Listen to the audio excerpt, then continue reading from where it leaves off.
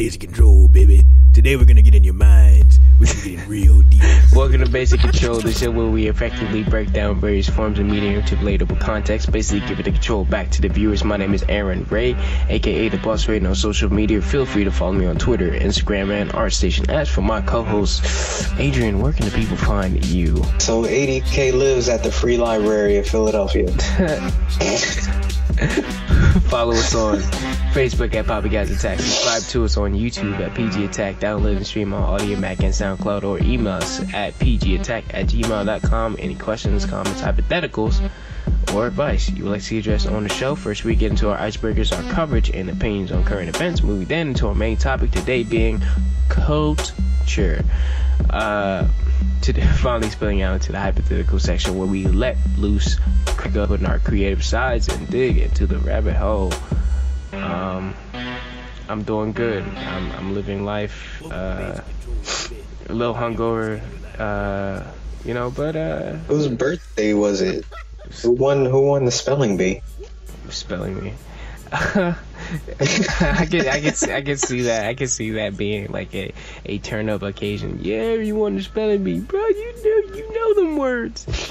But no, it was a homecoming season. College homecoming seasons. Gotta get a little bent. Sometimes. Real quick, I was just gonna say that it's kind of sad that celebration involves massive amount of human beings poisoning themselves willingly. I love that aspect. I love the aspect of humanity that we find fun in destroying ourselves. I think that's a beautiful. It's a beautiful occasion. It is definitely beautiful because it's almost the sadness and the joy, right? It's like we're all dying. Life sucks anyway. So we're gonna poison each other and laugh about it for the time being. And then Sunday morning, you wake up and you're like, oh, okay. I mean, I don't really get like headache type hangover. I just feel like, I feel the weight on my body from the previous night. Like my limbs hurt. Yeah. You do a lot of standing around in bars and parties and things like that. So I'm not complaining. I don't want to make it sound like I'm complaining, but I totally understand the human experience of like going out and going to like little functions and things like that. So it's cool. It's good. To answer your question, I'm better lately. I'm better. Everything back in full effect. Yeah. It's getting crucial con season is upon us. Mm-hmm. And I'll be at Afro Comic Con next week. I'm not expecting to sell any books, but it's just promo. I did see that new Mutants trailer. For a lot of people who seen that trailer, a lot of things kind of stuck out for them. The first off, if you haven't seen the trailer for New Mutants, you probably thought it was like, all right, why are they using the word mutants in this horror movie? It was like, oh, well, yeah, this is actually connected to the X-Men films. If you scroll down to the bottom, you'll see a Marvel logo, and it's not a Marvel film, but a Fox Marvel film. And Fox Marvel, as you know, they have control over the X-Men part of the Marvel universe that is totally unconnected to your Captain America, Hulk, Thor type films, even on television. So X-Men, your Avengers branding. Yeah, to simplify it. Yeah, Fox has they've been trying to expand their universe in an entirely different way. You have television shows connected to the films. You have films that are experimenting with different tones, and therefore you get films like New Mutants, where you get that horror vibe, and you just like, all right, like we've done, save the world this way, save the world that way, and now how about we just focus on a quieter character story like Logan, and just talk about, boats that we would never see. And, you might watch a movie like Deadpool and see like this adult, comedy about, saying, so you're experimenting with different tones of films. And then in television, you have this wild character psychoanalysis in Legion. this show about the son of Professor Xavier, and you got another show, The Gifted, that's on. I recently saw the pilot of that, and they experimenting with different tones of maybe like a hunted, like almost like, I don't want to say 24, but like it kind of has a feel of like Jack Ryan situation going on. I don't know why it feels like that, like a mix between 24 and maybe Heroes. They just wrapped Deadpool 2, and they just wrapped Dark Phoenix literally last night. Both films announced that they were done. You got Gambit in production for 2019, so you see they have a lot of different vibes that they're going for, a lot of different things, and I think I can appreciate that in this day and age, when you kind of have all of these, all right, I'm a hero, I'm gonna save the world type stories. And X-Men have always been very connected to social issues mostly, so seeing The Gifted combat certain social issues that you can't really get in a big blockbuster X-Men film. Like the X-Men films, I kind of expect that sort of like superhero, let's go fight the glowing bad guy with the, you know, Oedipus complex or whatever he's dealing with, his little fetish issue that he's dealing with, you know, beat that guy. And so for like the shows like Legion and, you know, the other ones, I like that they're going for something new.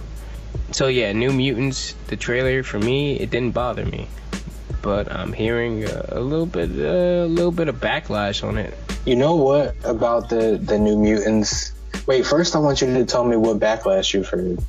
Alright, so basically I'm hearing that people are like, you know, X-Men shouldn't be a horror story, X-Men shouldn't, you know, and keep in mind these are people that don't read the comics, they don't know anything about, you know, the New Mutants. They just see X-Men and they're like, okay, well, this shouldn't be a horror story, this shouldn't be this, it looks like a trashy horror movie, and they just, you know, looking to, you know, just throw X-Men on it.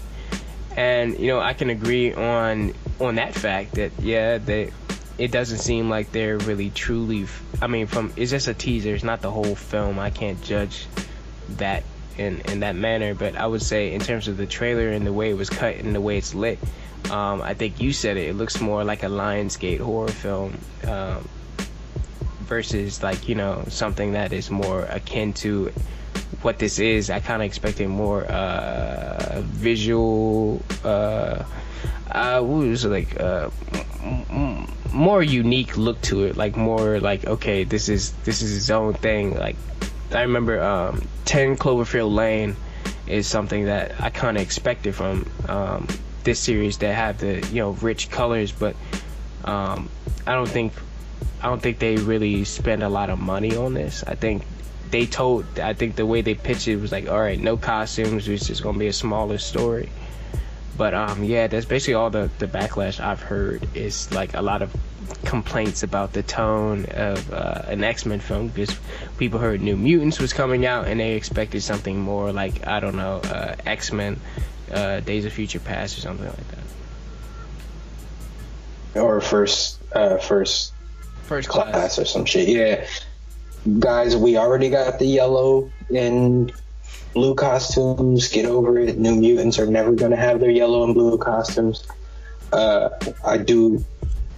You know what I like about this whole Mutants thing, now that because you said something, when I talk about the branding, the Avengers branding and the Mutants branding, X-Men has been, Marvel, has been kind of trying to solidify these different brand houses. I mean, they always have had them, but lately you definitely see that more with the A, and these characters represent the A, and these characters represent the Inhumans, and these characters represent the X-Men, the mutant side of things. There's even in the video games, when Marvel has this video game where it identifies each character, there's a little symbol that represents what they are. So like there's a machine, there's a little DNA X for the mutants, there's a little, you know, these different symbols. Beast, so Cyclops, Wolverine, Mystique. That's what I remember from the old X-Men video game. You had this voice actor from. Are you talking about the one on Sega Genesis? Yes, sir. Yes, sir. He's a Beast, Cyclops, Wolverine, Danger Room, and they got the it's like this. I guess he was supposed to be Professor X, Magneto. Me, when you go on Professor X, me. myself and I. But yeah, when you look at these different sort of games that have a mixture of the characters, there are certain identifiers to let you know which specific branding they're a part of. And this, we all know, the easiest way for me to put this to everybody is WWE, when they had SmackDown and Raw. There was a roster for SmackDown, there was a roster for Raw. So with this different branding, with the New Mutants and the whole Fox branding of the mutant universe, if you look at the color palettes and things like that, even between Legion and certain designs, just certain aspects, there are things that do cross over. And you've got me identifying these specific aspects of the film now. And I'm like, oh shit. So visual language. This is a Fox. This is, the visual language. This is a Mutants Fox thing specifically. When I seen the New Mutants thing, I was like, I like this whole pseudo art film vibe they're trying to go for with the Mutants universe from Logan, even though we can talk about Logan in a whole different way. But there's an image quality that they're going for across Legion, Logan, New Mutants, Deadpool. You can see it. That language. That pseudo art. I call it pseudo art vibe because they're not really art films. Well, you say that. None of them are art. Legion, I say, is the most artistic out of all of them. It's the most art. I would say driven, Legion, top bar Legion, then underscore that by Logan by like a hair, because it's not as much of an art film or a quiet film as people are trying to spin it. But we can, like I said, we can talk about Logan another day. My point is that when I look at FX. All the shows on FX, Noah Hawley on Fargo, Noah Hawley on Legion. You got Guillermo del Toro on The Strain. You got what are the other shows? American Horror Story kind of looks like some porn parody situation going on. It's not really good set design, but most of the shows on FX, that's Fox's probably strongest network for films and television creation. Most of the shows like this Snowfall and other things that they have on there, the production design is better than some films out there. And when I say better than some films, when you look at something like this movie, New Mutants, you say, wow, the quality and the set design and the idea of photography, the director of photography has a better eye for what they're going for, a better control over the colors in Legion than what I see in something like New Mutants. And I've noticed that the color palette for New Mutants is very much derivative of you got the plaid and the dark, and it's kind of this murky cold blues that they're using. It's not a lot of bright colors, and it's kind of borrowed from Logan and how Logan was portrayed, even though Logan was more the same murky dark blues, but they also in the sun they had the that bright orange and the gold situation going on, so they wanted to bring out a lot of the golds and the high hues of that, so it's very browns and things like that. So they had more control in Logan because that was a very expensive film to make, and also they wanted to go for the whole black and white thing. But when I look at something like New Mutants, that's kind of trying to take the same world of that created, and then push it onto this new film. I'm not sure this works for New Mutants, because I've seen so many good designs and good control that I don't see the same amount of control here. It has a unique, well, I wouldn't say unique, but it has its own look to it. The whole cold blues and things like that, murky muted colors, but it doesn't feel masterful. It's like I say, it feels like a Lionsgate film where you're just like, all right, this doesn't feel like a Fox thing. And I look at The Gifted and I look at the other series, I think they have a better control over what colors they're using. This, I'm not sure whoever is directing, who's directing this. Excuse me for not knowing who's directing New Mutants, but well, wait one sec. Yeah. When we're talking about this film, and partly for me with this was that there was really nothing in there to distinguish it, right? So I think it was too early. I think they were just trying to jump on some trailer hype. It was as you can see, even with the Batman versus Superman, there was a clear difference in color palette from the early release of some of this footage till now. Mm-hmm. They've had more time to go behind the scenes and kind of clean things up and do. I think it was too early for this. They just wanted to show us something, and that's what it felt like. This is their early test footage, and they're showing us dailies. Like, you cut a trailer out of that. I agree with that, because I feel like they just now finished filming it, and they just like, all right, well, we need to get, DC drop something, and Star Wars drop something, Fox, and let's drop this New Mutants thing. Let's get people excited about that. Yeah, you know what? I can confidently say everything in that trailer was practical. The flaming hand and the washing machine, the faces on the Freddy Krueger faces on the wall situation going on. All that was practical. I didn't see a lot of special effects. So whatever special effects of their powers or certain situations in there, it was very cut. It was cut in a way where you didn't see. I kind of want to save this for last, but you didn't see the demon bear or anything like that, because just to hop into that, a lot of people aren't aware that this is actually based on probably the most famous New Mutant story out there, or just the most famous New Mutant stories that tend to be horror driven, or very shocking stories like that, very gritty. For them to do that and go that vibe, I agree with them going for that tone.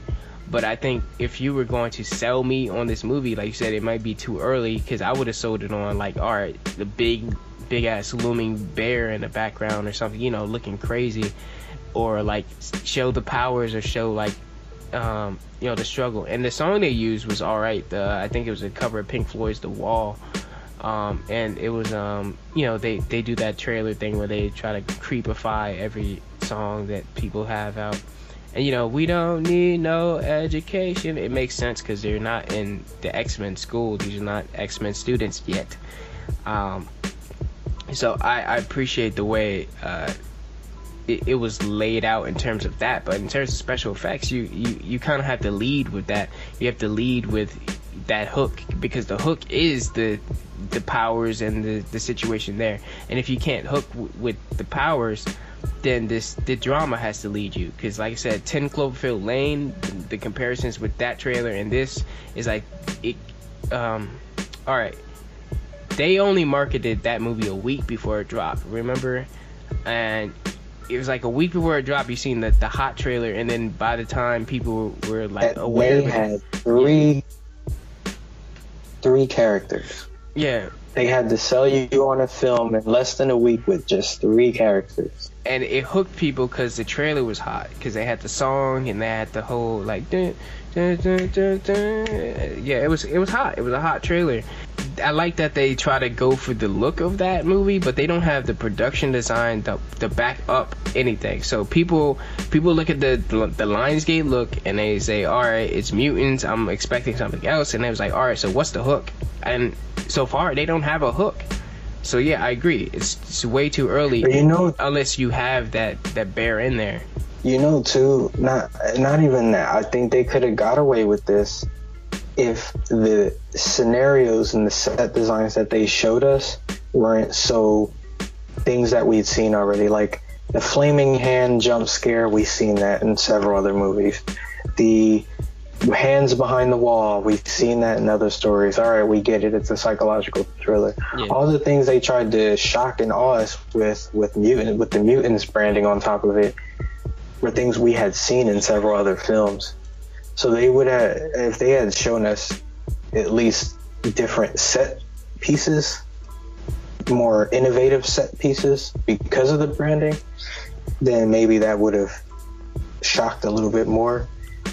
Yeah, I'm totally fine with practical, but who's to say that people don't think this is some Hulu shit or some... A lot of people thought it was a trailer for a TV show, a new TV show. You see a show like The Runaways, Marvel's Runaways, they have it on Freeform, Hulu. Hulu? Is that? Oh, it's on Freeform? Is that because I know one show they have Runaways, and then they have another one on ABC. Cloak and Dagger is on Freeform. Yeah, Cloak and Dagger is on Freeform. ABC has Shield and Inhumans, which Inhumans is nobody seems to be watching.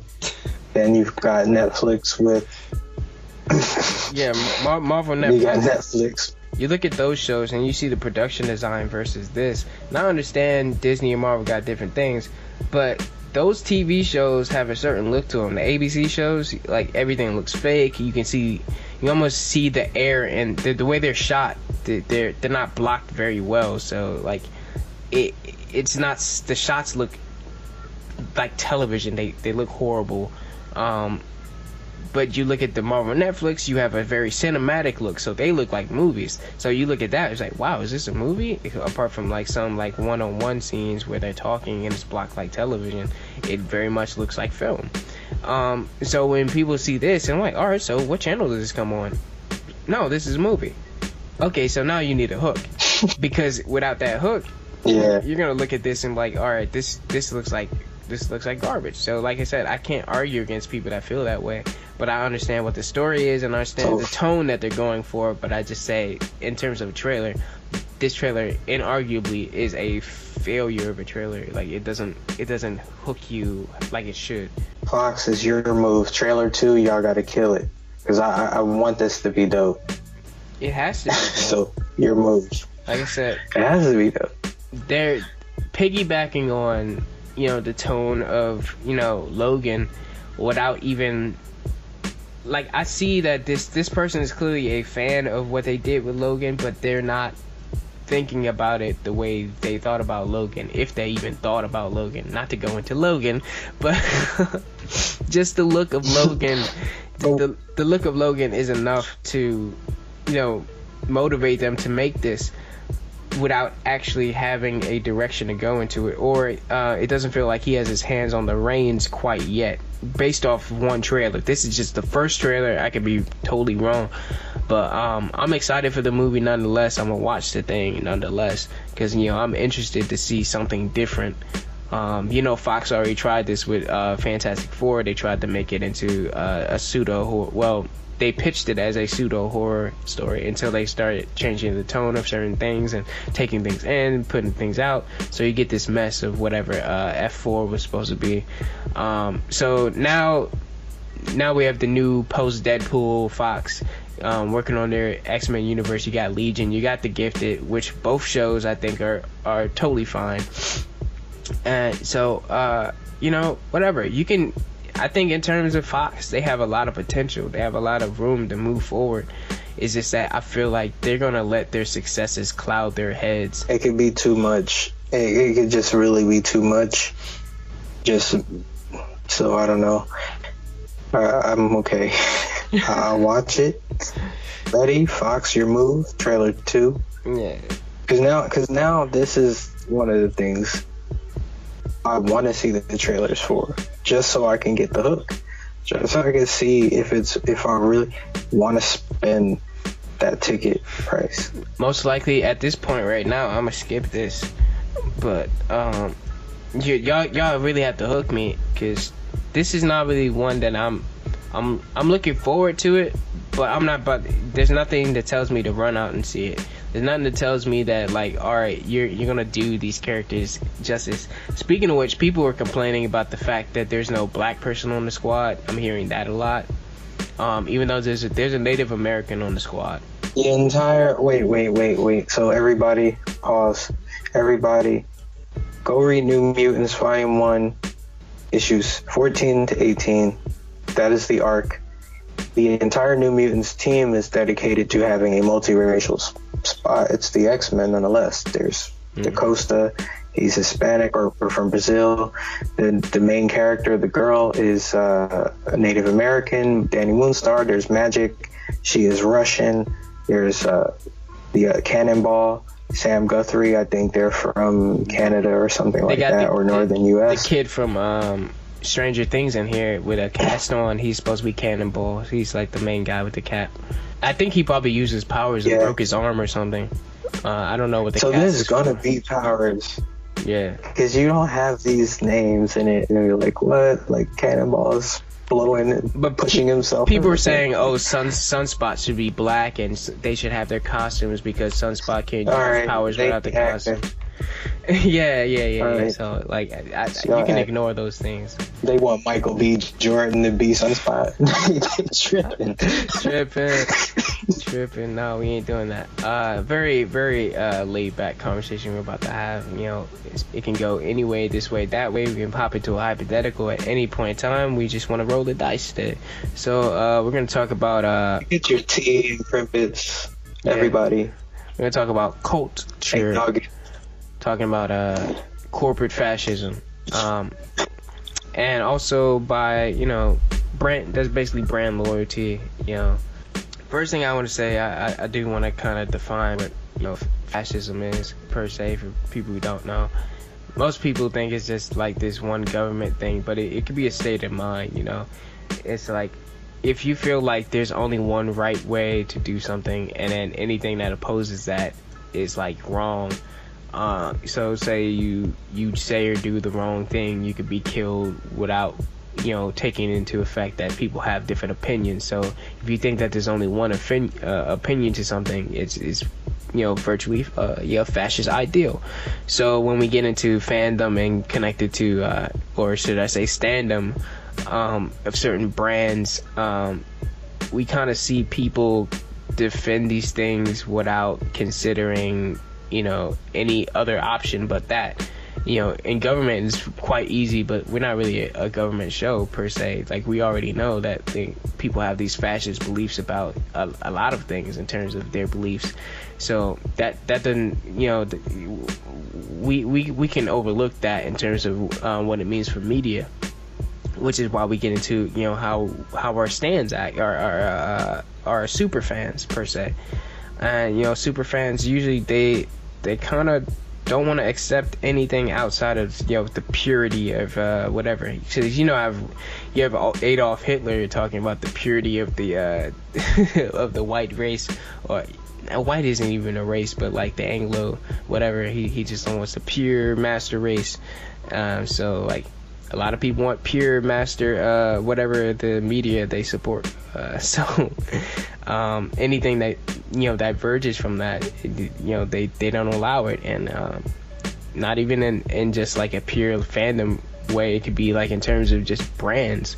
Like, you can be standing for a brand that's not paying your bills, it's not helping you do anything, but like that thing, you know, you're loyal to it to a fault.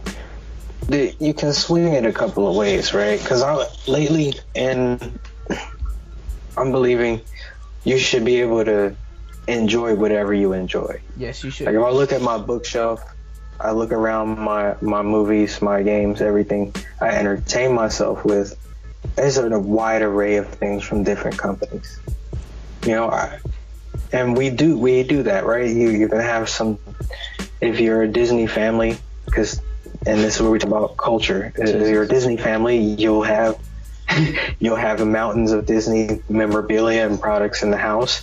If you're a Marvel family, by extension, you'll have either comics or memorabilia in the house. The kids will have book bags, underwear. Dad will have T-shirts. You know, mom will have some Wonder Woman makeup. Not Wonder Woman, but she'll have something. You know what I mean? They'll figure it out. Let me put it to you another way. Because, you know, people think, oh, yo, well, that's just them. Aha, I got you. You like your football team, don't you? You got football team memorabilia in your house. Every cup in the house gotta have the Eagles or whatever team you support. You know, you're an Eagles family, you're a Cowboys family, you're a Redskins family, whatever team that you support. The Patriots. In Silver Linings Playbook, there was Robert De Niro played a character who was so obsessed with his team that, you know, everything, if his son wasn't there, he believed that, like, you know, the team would lose anytime his son wasn't actually in his house, and they would perform these rituals to get the team to win. You know, that's super fandom. You know, like you're on that level of, like, maybe not full fascism, but like you're really like, you're down to clown with that. You're like, that's all you like, that's the only thing you do. And like I said, like Adrian mentioned, it's okay to be a fan of something. It's okay to like want to have that stuff surround you and like envelop your life in a certain degree. But once you start getting to sort of that combative realm, still in sports, there's a movie, I think it's about this Packers fan, this crazy Green Bay Packers fan who I can't remember what the movie was about or what the movie was called, but it's this dude that was like, he's so into the team that he was really stalking these people and harassing these people because of what he felt was like the purity of brand, was being corrupted. So like he had to harass the people, get back in line or do this thing. I want to say it was Patton Oswalt who played the dude. But yeah, it's wild. It is wild because you got situations where people, they'll take for granted that these brands are just things that they're using to entertain themselves. And by doing that, they actually hurt people. You said sports. Fuck the movie. There's people that really will start fights and hurt people over their team. And today, people are gotten so sensitive to where it's like, if you say something's not for you, that's a low-key diss. Yeah. And people will fight you if you say you don't like something. I don't like DC. I don't like Batman. I was I try to like, I guess it's hard for people to accept that other people like other things, and you can like something and you could dislike it. I prefer if you dislike it for a real reason. And that's the big thing. Like, disliking thing is easy, but a lot of people like things for absolutely no reason. Case in point, you were born into a place where everybody likes Batman. You might like Batman 90% of the time, or you might think Batman is stupid. But the point people get behind mentalities is like, oh, I live in Philadelphia, I should only like the Eagles. Not an Eagles fan.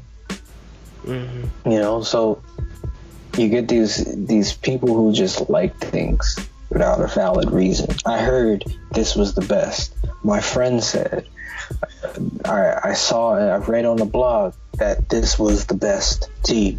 So I like only chai tea from Brooklyn. Like, people do shit like that. These very strict biases with no, like, imagine like you got your kid who grows up in like I said, maybe a Packers family, like go back to sports, because I feel like that's a lot more relatable to all of you, so you can get mad at me. So you grow up in like a Packers family and or even like a Cowboys family, and then like you was like, well, Cowboys family, I was just about to say. So if you watch America's team, if you watch all of that, and then like maybe your son is like, well, I'm not really into football, but like if I was, I wouldn't go for Cowboys because they lose like all the time. I would go for the Redskins. And then you might get disowned out of a super fan family, because like everything in your house is Cowboys, and then you talking about some Redskins. That's like the arch enemy in the home. And you got these infighting, and some people could take it as a joke and be like, yeah, we can just joke about it.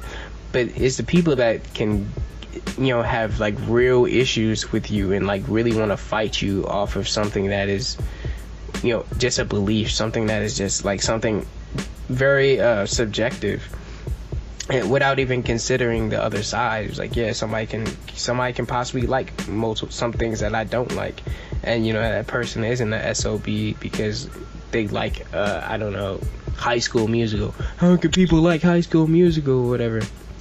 I understand. Like, all right, here's a little story, a little anecdote. What I used to do in high school, I used to watch different films, even films that were bad. I watched bad films a lot, just to watch something and get a real opinion on it, rather than just like let people tell me, oh yeah, this movie is bad, don't watch it because it's bad. I'm like, well, yeah, I mean, that's your opinion. Even if you're right, I kind of want to see for myself, so I can at least talk about it and know what I'm talking about when I watch it. And so and everybody was like going hype at that time. I think it was middle school. People were hype about High School Musical, and I was like, well, okay, let me just watch it for myself. And it was trash. To me, it was trash, but I watched it for myself, And I could have just left it at that, but when the second one came out, I was like, all right, well, let me give it a chance and watch this, and it was trash. And I watched the third one, and so on and so forth. And people ask, like, all right, why would you watch something that you clearly don't like?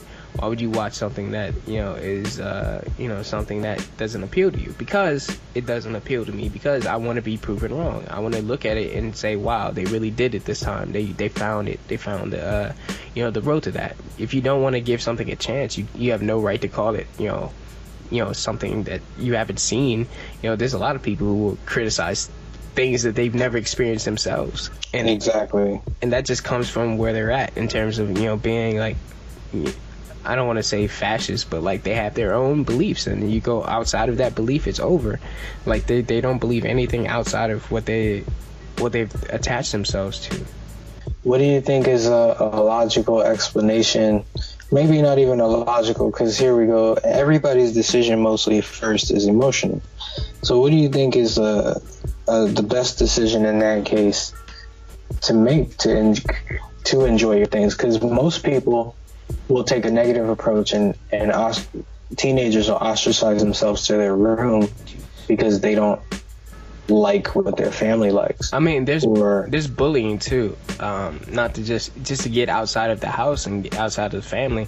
There's bullying in like public. Say you like, I don't know, Justin Bieber or something, or whatever that's unpopular that the hive mind says isn't cool, and you go outside of the grain and you like something that appeals to you, or you relate to that subjectively,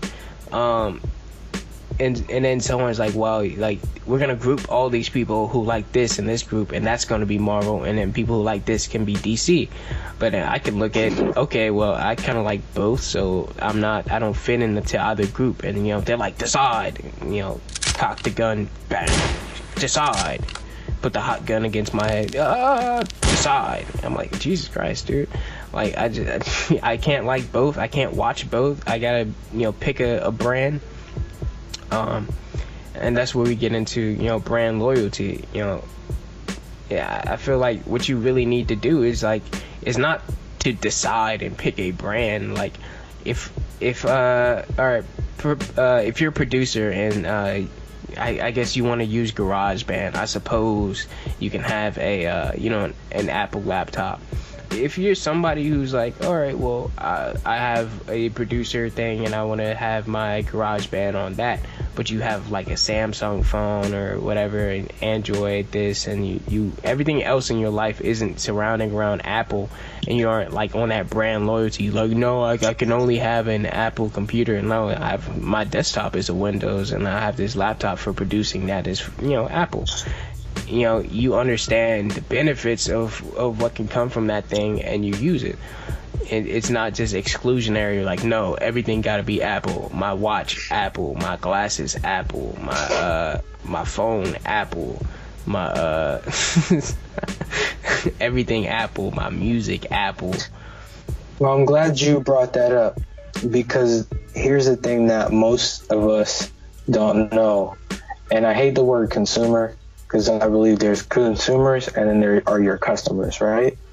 So brands will trick you like Apple. If I have an iPhone and I want to get music, there was a time where if you wanted to have an iPad and you wanted to have music, iPod, sorry, and you wanted to have music, you could only download from iTunes, right? Mm-hmm. So what they'll do is then they will have another thing that you want to do. Say, I want to put music on my computer. Well, in order to do that, you need an Apple laptop or device. Right. So then you have to buy that device. So they get you in through this funnel. And the more you get in, the more your experience is enhanced. So now you have the computer and the phone. Now they bring out the iPad and you're like, you know what? I can read on that. I can transfer my iTunes account. Yeah, I can transfer my iTunes account over there and get the Then they're like, you know what? Hey, we got Apple TV, and you can link this up with this and this. So your experience. Then you're knee deep. You're $3,000 deep in the Apple products. Now your mind is so in it. You're like, this is awesome. This is the best. My experience is great.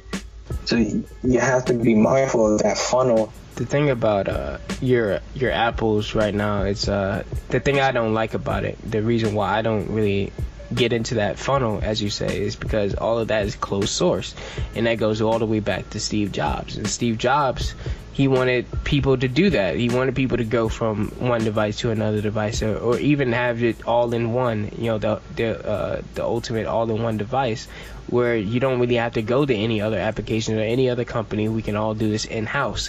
So everything in your life will be surrounded around this one company.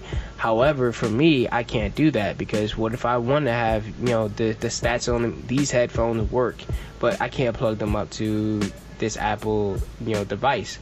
The stats on this program is amazing. Like, some programs that I use, you can't download on Mac or OS. You know what I'm saying? It's hard for me personally to commit to just one brand, because there's so many things that have benefits and detriments. When you get into this closed source situation, brand loyalty does not do you any good, because then you get into, okay, well, I just want Apple, but then something comes out and you want to get something and it's not there.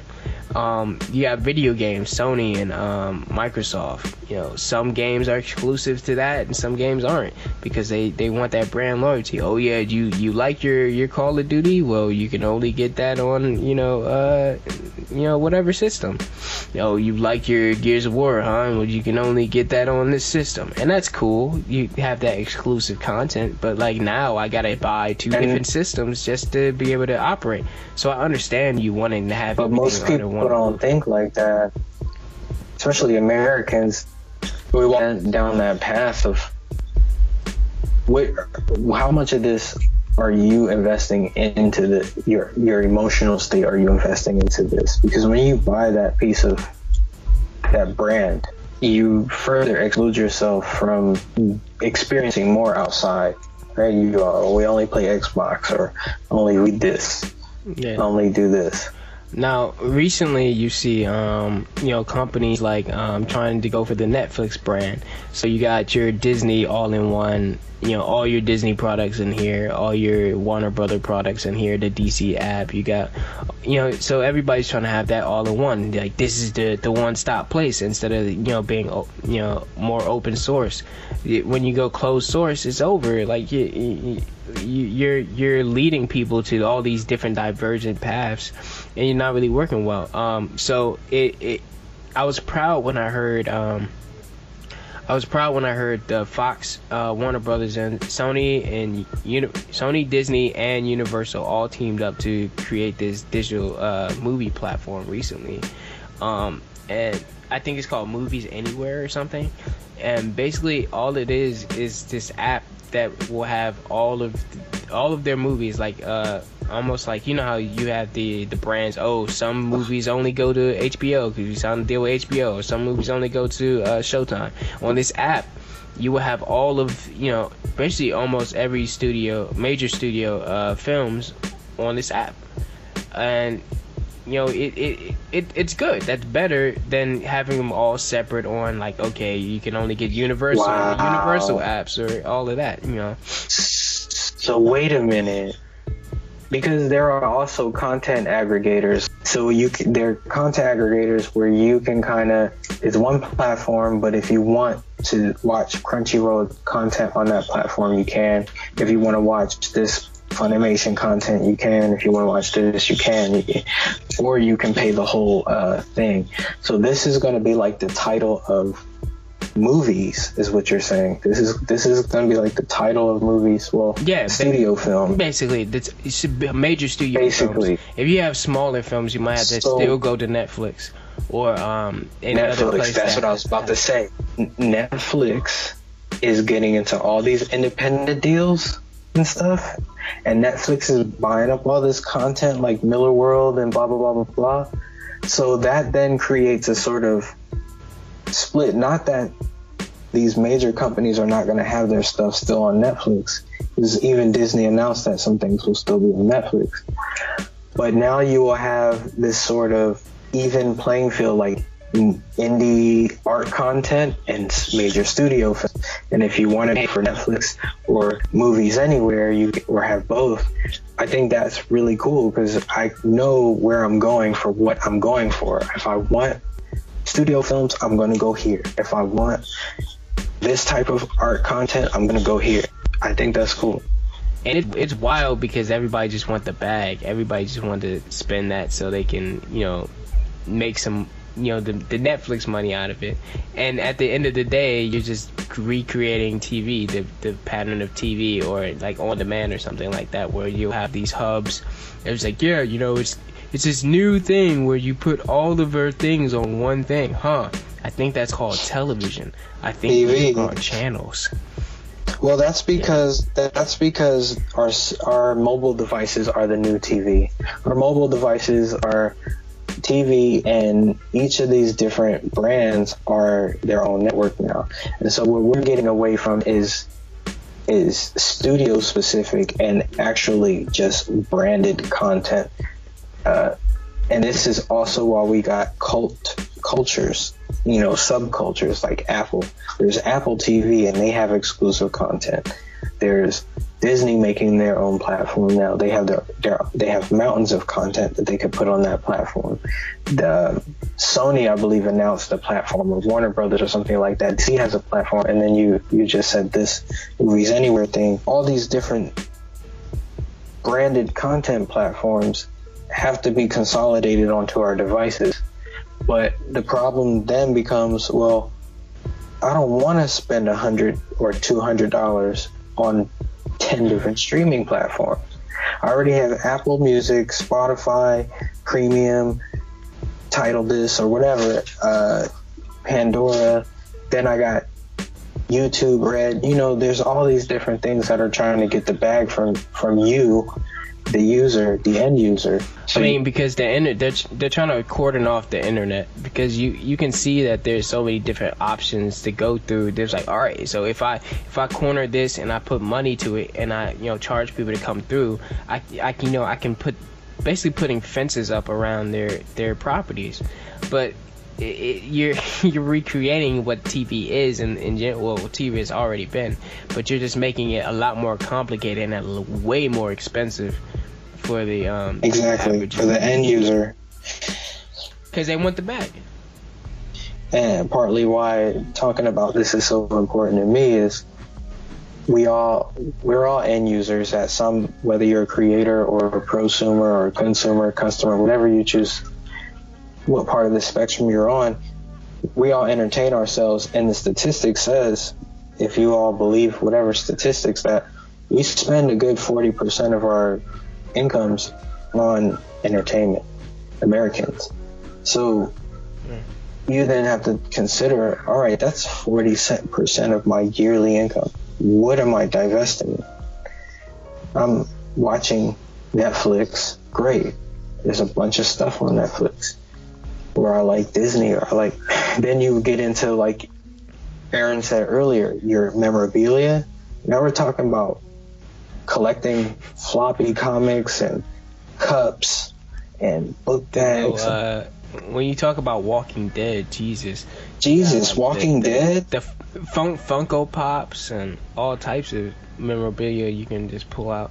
Cell phone games, Walking Dead t-shirts. So you get into this, how much of this is it emotionally are you divested in, and how much of that of your money are you invested in? I believe people, again, should be able to enjoy what they want to enjoy, support it. You must support it if you want to. Don't let that be the only thing you have, though. Don't let that control your life and your opinion on other things outside of that. Because you say, exactly. Well, I only like Star Trek, so your whole life is Star Trek now. Like, that's wild. Oh yeah, by the way, not to go back. Yeah, not to go back too much. But the film that I was talking about, the football film, is called Big Fan. Big Fan. If anybody wants to, if you want to check that out, I was right. I remember it's a Patton Oswalt film. But basically, dude is he's like a Giants fan. I thought it was the Packers, but I just remember the green. I couldn't remember what team. But yeah, he was a Giants fan, and he really had a beef with the Philadelphia Eagles, and so like basically as you see the opposite team, he was just like stalking them and like sending like threatening messages to some of their players and getting in fights and all types of things, and like it's wild, but like you see that this is not too far-fetched, you know what I'm saying? This can drive people nuts, being a I don't want to call people fascist, but this is like it's like a cult. You treat this thing that you like, this fandom that you like, as like your god, like that you pray at all the time. You worship this thing, and you're letting it control you and make you make stupid decisions and create these negative feelings in you. I've never seen like so many people get so upset off of like just, I don't know, like something nerdy like Doctor Who. Like you're gonna be a hardcore Doctor Who fan, and oh yeah, I don't think Doctor Who is so good. Now you're gonna blow up the school or something. I don't know what you're gonna do, but like, you know what I'm saying? Like, don't take things too far. Like, it's like I said, by all means, wear the costumes, cosplay, do all that. Do what you gotta do to get that feeling that you want to get out of it, but don't exclude other things by being like, number one, blind to other things, number two, like berating other people for liking something outside of the thing that you like, and also give things a chance. Well, you know what? I want to kind of close that with Batman versus Superman in Justice League. So, okay, the new trailer comes out, and me and you watched it, everybody watches it, divest and talk to each other about it. And then I saw this article that said the new Zack Snyder is the only credited director on the film, and then I immediately read the comments that preceded the article, and people were like, oh yeah, that means this film is going to be trash. The new color palette sucks. And it's just, there seems to be no love for the DC whatsoever. And I'm starting to think like, well, is Marvel paying people online to do shit like this?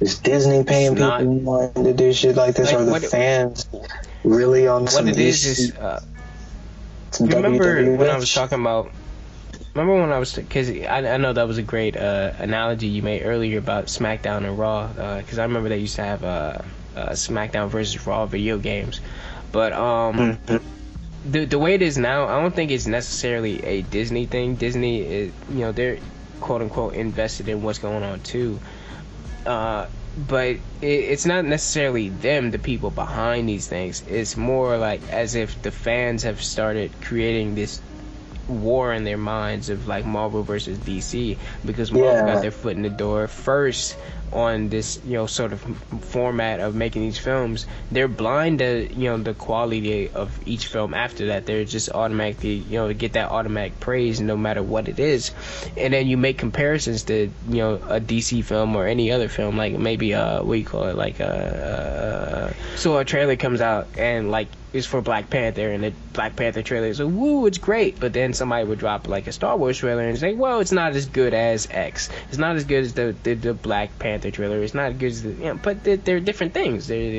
Everything isn't a comparison to the thing that you like, you know what I'm saying, logically or not. Like they're just automatically going to say no and close their eyes to it. And we talked about this before on the show, but like the way that people's mindsets about these things fluctuate is based on the whatever brand they align themselves to, and they're not going to want to accept anything outside of that because they can't allow it to be good. They can't allow themselves to like multiple things because they have that brand loyalty. If I'm an Apple guy, you think I'm a comment, make a great comment, or like say, well, Samsung comes out with this thing, I'm going to berate Samsung, or I'm going to berate Android Galaxy or whatever for having something that, oh well, Apple has this better, but they're different phones and people can have this other phone. Or if I have an Apple laptop and I was, well, this is the best laptop, and to close my eyes to every other feature that every other laptop has but this one doesn't, you're not giving it a chance. And I think that's the damage of having that cult mentality, that stand mentality, that fascist mentality, corporate fascism mentality about brands. Y'all out there making Nick Spencer and all these other Marvel writers quit, by the way, because of your fascism. You got Nick Spencer, shout out Secret Empire, go read that. It's a story about fascism and Captain America, but I'm not going to say whether it's good or not. But Nick Spencer is going to quit Twitter because people are berating him on certain things, because, like you said, fans, when they see something that they don't like, they'll attach themselves onto it, and then they'll spread that like wildfire onto other people. I'm not going to get a black eye for you for Justice League, or I'm not going to break somebody's leg for Justice League. We're both going to spend the ticket on that movie regardless. Even the hater person is going to spend the ticket on that movie, and then they're going to hit online.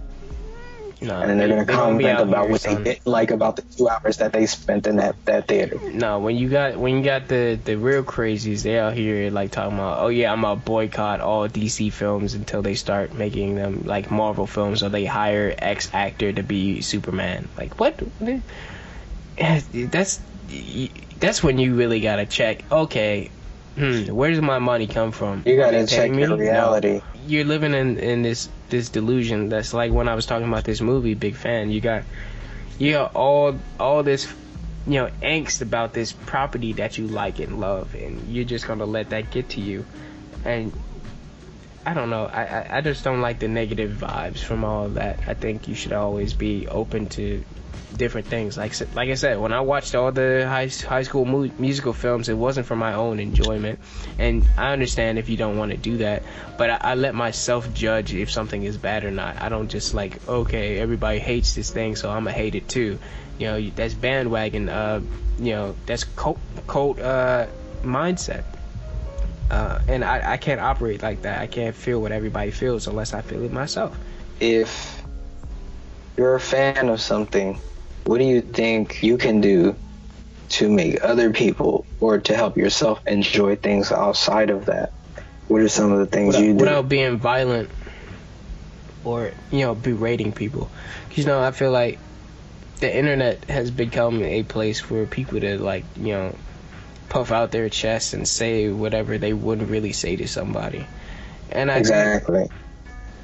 I think if you take that mindset and you apply that to whatever you're a fan of, and you're just really berating people on the internet for liking something that you don't like, or berating somebody for not liking something that you don't like, and you take it to that personal level, I think like we talked on the previous show, don't stop taking these things to this personal level where you really have to get out of your way or get out of yourself to try to hammer that into people.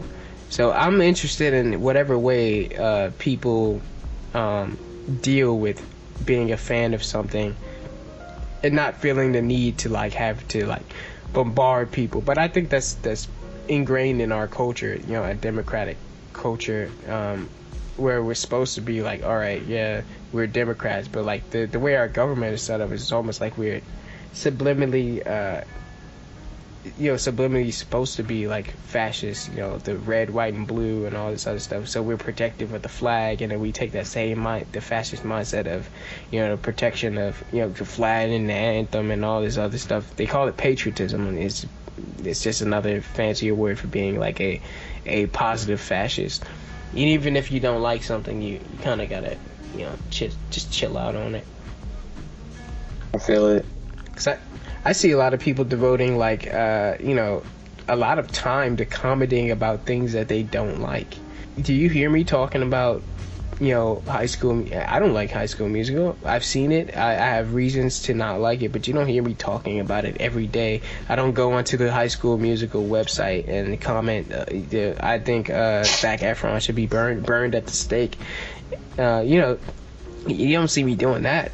Yeah, because I don't care. It's a movie, it's a thing, and I can just separate myself from that because I understand that this is fiction. People work on a project. I respect the people that work on a project, and they did it because they cared about the thing, and blah blah blah, and so on and so forth. I'm not invested in this thing on a personal level enough to go out of my way every day of my life to hate on something that I don't like. If I see something scroll down my timeline talking about, I don't know, like a football team that I don't like, I'm not gonna click on the thing that I know I won't get enjoyment out of reading about, and then comment something negative. The most I ever do in that regard is if something is very like misinformed. So I well, here you go. Here's that little information. But other than that, it's like whatever. Like I'm not. Why invest so much time in hating something when you can invest that time in what you're really a fan of?